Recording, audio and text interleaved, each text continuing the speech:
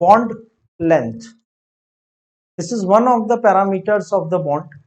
There are the different parameters of the bond like bond length, bond enthalpy, and the bond angle. One of that is bond length. What is bond length? Basically जो दो atoms ने bond बनाया है उन दोनों atoms के nucleus के बीच का जो डिस्टेंस होता है उस पर्टिकुलर डिस्टेंस को हम बोलते हैं bond length. For example, this is one atom and this is another atom. ये दोनों एटम्स के न्यूक्लियस है. तो इन न्यूक्लियस को ज्वाइन करने वाली जो लाइन है इसका जो लेंथ होगा, this distance between the nucleus of two bonded atoms is called as bond length.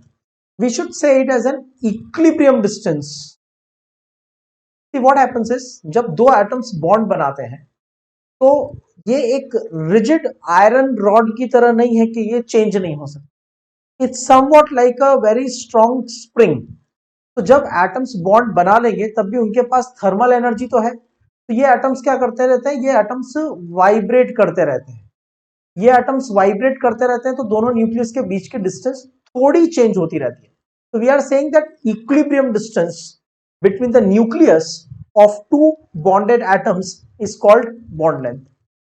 How would we find it? तो बेसिकली एक्सरे डिफ्रैक्शन मेथड और स्पेक्ट्रोस्कोपिक मेथड और इलेक्ट्रॉन डिफ्रैक्शन पैटर्न्स और एक्सरे डिफ्रैक्शन पैटर्न्स, इन methods के through हम दो nucleus के बीच का डिस्टेंस फाइंड कर लेते हैं. उस डिस्टेंस का जो मेजरमेंट होता है नॉर्मली वो एंगस्ट्रॉम में होता है या फिर पिकोमीटर में होता है. राइट? तो जो आपको दो न्यूक्लियस के बीच का डिस्टेंस मिला, दो बॉन्डेड एटम्स के न्यूक्लियस के बीच का जो इक्विलिब्रियम डिस्टेंस मिला, that will be called as bond length. Now अगर आयनिक बॉन्ड है और कोवेलेंट बॉन्ड है तो हम एटम की रेडियस के थ्रू बॉन्ड लेंथ कैसे फाइंड कर सकते हैं? अगर कोवेलेंट बॉन्ड है तो हम बोलेंगे bond length is equal to radius of atom A plus the radius of atom B. ये अप्रोक्सीमेटली बॉन्ड लेंथ मिल जाएगा. लेकिन अगर आयोनिक बॉन्ड है तो हम कहेंगे radius of cation plus radius of anion is equal to bond length. ठीक है? Now factors affecting bond length. First thing, it is affected by the size of the atom. Now suppose there is a bond formed between hydrogen and fluorine. There is a bond formed between hydrogen and fluorine, hydrogen and bromine, hydrogen and iodine. Now here what is happening? The size of fluorine is small. Down the group size बढ़ता है तो fluorine से बिगर होगा chlorine, chlorine से बिगर होगा bromine और bromine से बिगर होगा आयोडीन. तो जैसे जैसे एटम का साइज बढ़ेगा दोनों न्यूक्लियस के बीच की डिस्टेंस बढ़ेगी. राइट? डिस्टेंस बढ़ेगी मतलब bond length will increase. So bond length का ऑर्डर आएगा HF, HCl, HBr and HI. Size of the halogen is increasing, so distance between two nucleus is increasing, so bond length is increasing. Right? Multiplicity of the bond.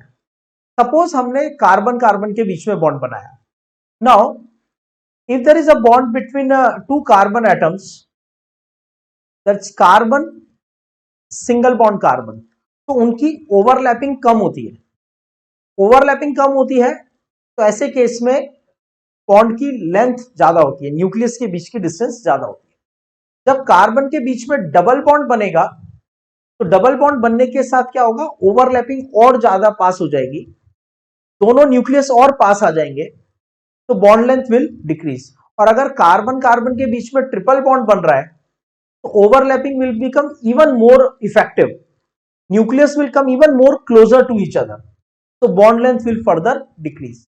You can apply it anywhere like oxygen, oxygen का single bond is 148 picometer और oxygen, oxygen का जो double bond है that is 128 picometer. Similarly, this is 154 picometer,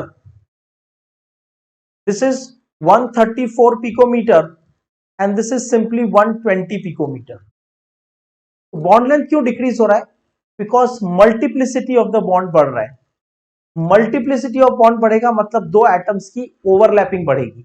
यहां overlapping वाला area कम है, here the overlapping area is more and here the overlapping area is even more. तो nucleus एक दूसरे के पास में आते जाएंगे और बॉन्ड की लेंथ कम होती जाएगी। तो as the multiplicity of the bond increases, single to double to triple, the bond length decreases.